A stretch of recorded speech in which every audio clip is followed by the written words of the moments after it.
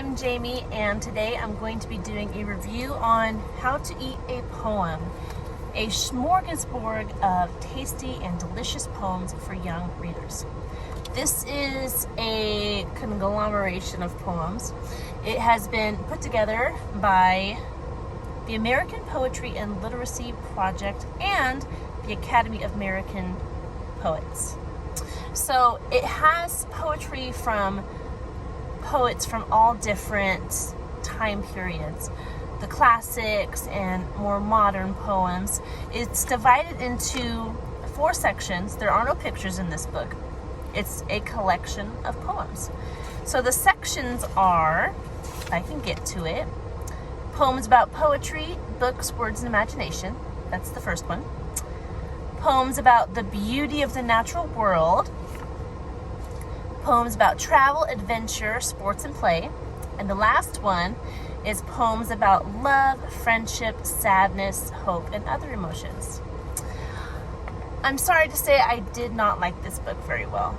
I prefer the older works like Robert Frost and Emily Dickinson and Edgar Allan Poe, and poems that have more structure and poems that you can tell by reading it that the author really thought about how they put the words together, what words they chose. And a lot of the poems in here, they're more emotive, I guess. They're more descriptive. It's like describing what's happening around you. They're more abstract, I suppose you would say. And I don't know a lot about poetry. So take my opinion with a grain of salt. I just think that the older style of poetry was a better quality poetry. I just liked it more. I don't know what your preferences are. You might like the more imagery type stuff, but it's fun, I guess. Like I can read it and you can visualize what they're trying to say. You can kind of feel what they're writing about. But personally, and I read a lot of old novels, I read a lot of old literature, and it's just something that I really like. So the older poetry is something that I like more. Perhaps you would like this. You would like the more modern poems that are in here. It does have both. It does have the older poetry and the newer stuff, but I feel like it leaned more towards more abstract poetry.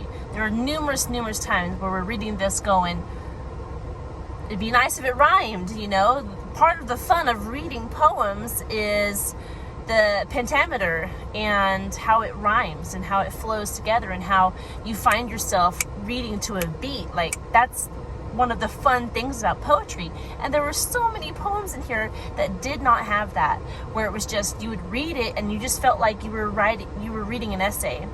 And an imaginative essay, one that you could picture, definitely, but it felt more like an essay than a poem. And I wonder, is that what poetry is now? I don't know. Not what I prefer. So again, I don't recommend it for people that read the kind of things that I like to read, but maybe if you read differently than I do, then you would like it. So it all depends on what you personally enjoy. If you like the more imaginative, picturesque stuff, then you might enjoy this.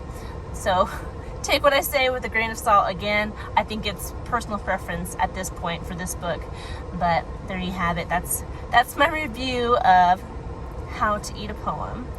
I hope you guys have been having a great beginning of fall. I am super excited. It was a good summer, and I'm just ready for fall. I'm ready for the colder weather and the warmer foods and drinks and all the holidays coming up, and I'm super excited for all of that. I hope you're doing well, and I will talk to you in our next video. Goodbye.